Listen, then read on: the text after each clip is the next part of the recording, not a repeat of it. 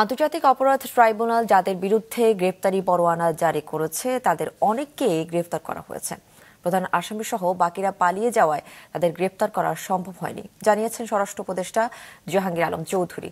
সকালে রাজধানীর গুলশানে নৌ পুলিশ সদর দপ্তর পরিদর্শন শেষে তিনি বলেন, যেসব আসামি পার্শ্ববর্তী দেশে পালিয়েছে চুক্তি অনুযায়ী তাদের গ্রেফতারের চেষ্টা চলছে। এ সময় পুলিশের মহাপরিদর্শক বাহারুল আলম জানান, পালিয়ে যাওয়া কিছু আসামি ধরতে ইন্টারপোলকে রেড নোটিশ জারির অনুরোধ জানানো হয়েছে।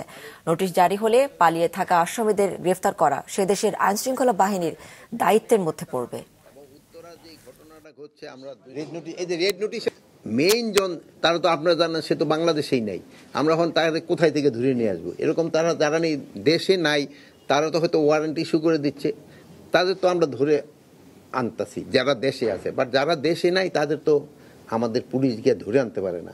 এটা ক্ষেত্রে আমরা চেষ্টা করতেছি, যেহেতু পার্শ্ববর্তী দেশের সাথে আমাদের একটা ট্রিটি আছে, ওইভাবে তাদের আনা যায় কিনা।